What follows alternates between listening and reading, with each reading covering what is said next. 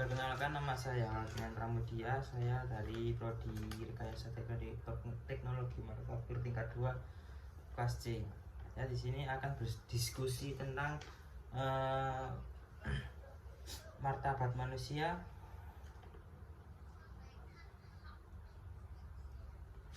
hakikat manusia, tanggung jawab manusia, antara martabat, hakikat, dan tanggung jawab manusia, pentingnya etika dalam implementasi martabat, hakikat, dan tanggung jawab manusia. Saya di sini dengan Mas Baha dari UMS. Ya. Mas Baha di UMS sudah berapa lama? Saya udah dari UMS udah 3 tahun, semester 6 sekarang. Dan saya pas sedikit cerita ya, pas awal semester 1, dari semester 1 sampai semester 4 saya di asrama UMS. Nah, itu selama 2 tahun. Ambil apa, Mas Baha? Saya ambil jurusan akuntansi. Ya, di sini saya akan sharing-sharing kepada Mas Baha tentang pengertian martabat manusia. Manusia adalah makhluk hidup ciptaan Allah SWT yang paling sempurna, diciptakan dari saripati tanah yang kemudian menjadi nutfah, alaqah, dan mudghah hingga akhirnya menjadi wujud yang sekarang ini. Salah satu kesempurnaan manusia yang dimiliki oleh makhluk lain adalah adanya akal dan nafsu. Sekarang saya mau bertanya, pengertian martabat manusia secara Islam itu apa, Mas Baha? Ya, tadi kata martabat itu memiliki arti pangkat atau derajat yang dimiliki manusia sebagai manusia. Dengan memiliki martabat ini, maka manusia menjadi beda dengan makhluk lain. Kata martabat juga memiliki arti tingkat, derajat, pangkat, dan harga diri. Jadi, sedangkan kata manusia sendiri pun memiliki arti manusia yang berakal budi. Nah, jadi martabat manusia adalah dasar dan hak asasi yang dimiliki oleh setiap orang yang berasal secara kodrat dari Allah SWT.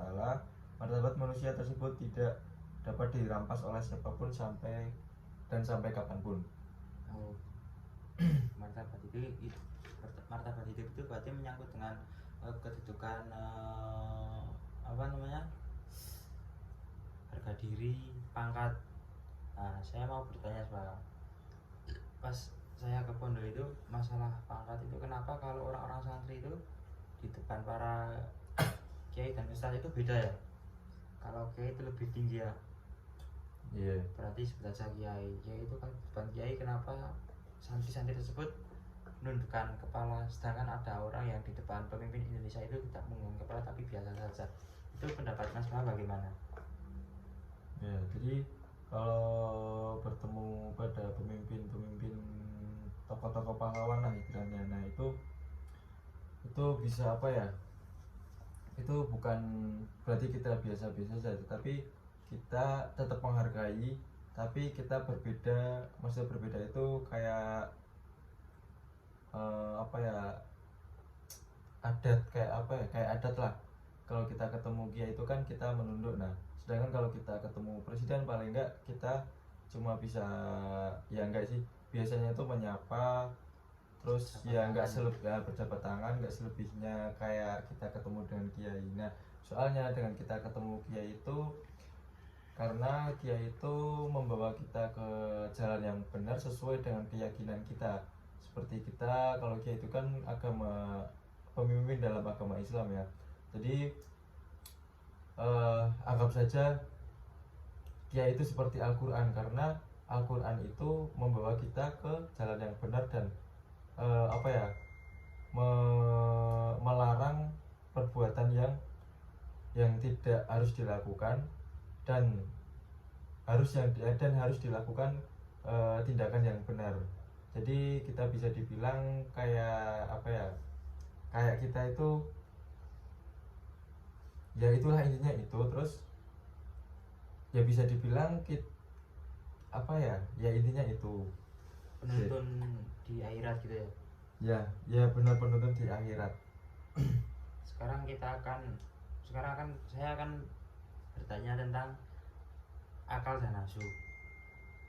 Saya udah pernah dengar di di pengajian, kenapa di akhirat itu kebanyakan yang di neraka itu wanita? Yang di neraka wanita. Ya kenapa kok nggak pria gitu? Nah jadi karena di dunia ini kebanyakan, ya emang ya kebanyakan sih emang di apa ya, di Al-Quran itu setahu saya itu emang kalau laki-laki itu lebih sedikit dari perempuan. Nah, artinya perempuan lebih banyak dari laki-laki. Jadi apa ya, perempuan itu kayak sumber dari perbuatan yang bisa menjadikan dosa. Semisal kayak kita melihat orang-orang yang berpakaian tidak menutup aurat, dan itu akan menimbulkan nafsu pada seorang laki-laki. Nah itu maka perempuan itu apa ya, perempuan itu mendapatkan dosa, dan ya mendapatkan dosa secara tidak sadar. Kita akan meneruskan perbincangan tadi karena barusan videonya memori penuh, harus menghapus aplikasi dulu. Baik, saya akan mengulang kembali yang tadi. Saya ada ini, lupa saya. Kan saya suka di Yayasan Katolik. Kalau mau jadi seorang pendeta itu kan ya sama, harus kayak di pesantren gitu lah. Tapi gini, kan kalau kiai, nggak semua orang pondok itu jadi kiai. Nah, seorang kiai itu bisa diucap kiai itu dari sekolah apa dari masyarakat? Ya, jadi kalau menurut saya itu ya bisa apa ya, bisa dinilai dari masyarakat dan bisa dinilai dari diri sendiri. Jadi semisal kalau kita dinilai dari diri sendiri itu artinya kita bisa apa ya, membuktikan dan bisa membawakan masyarakat itu ke maksudnya itu pertanyaan-pertanyaan masyarakat bisa dijawab dan bisa dibuktikan. Nah apakah itu yang disampaikan kepada kita itu apakah benar apa enggak? Jadi masyarakat itu bisa apa ya, bisa menilai kebenarannya dan hikmahnya gitu. Oh, berarti itu dari hatinya sendiri ya? Ya terutama dari hati kita sendiri. Hatinya bersih maka derajatnya tinggi, tapi kalau hatinya kotor akan bisa derajatnya turun gitu ya? Iya. Ya. Sekarang saya kan martabat manusia kan makhluk hidup yang paling sempurna di mata Allah. Jadi kalau selain manusia apakah ada yang bisa derajatnya sama Pak?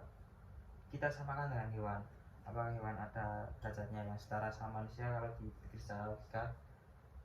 Ya jadi kalau dalam agama itu ada, misal kayak hewan itu adalah hewan yang bukan hewan sembarangan ya, maksudnya hewan tertentu seperti kucing. Dalam agama Islam kan itu tidak boleh disiksa ataupun disembelih, karena kalau kita mensiksa atau menyembelih itu maka kita akan mendapatkan musibah. Seperti contohnya ketika kita mengendarai sepeda motor ataupun mobil ya. Nah itu ketika kita mengendarai itu dan kita menabrak kucing dan kucing itu mati, dan kita melepas dari tanggung jawab kita. Padahal kucing itu seharusnya itu dikubur selayaknya manusia. Cuma bedanya itu kalau manusia itu dimandikan atau disucikan, tapi kalau kucing itu tidak disucikan.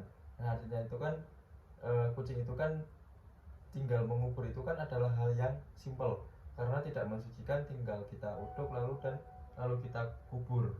Oh, berarti kita harus tanggung jawab. Berarti kucing juga punya martabat gitu ya? Iya. Kalau di dalam agama Islam. Iya, karena itu hewan kesayangan Nabi. Oh, berarti itu menyangkut martabat, hakikat dan tanggung jawab kita terhadap hewan kucing. Iya. Nah, sekarang yang terakhir, pentingnya etika dalam implementasi martabat hakikat. Berarti pentingnya etika dalam implementasi martabat dan hakikat dan tanggung jawab manusia itu bisa diartikan dalam kita harus apa, jangan ini ya, rasa paling tinggi, rasa paling rendah, tapi yang sederajat kita juga masih ada yang lain walaupun tidak manusia gitu ya.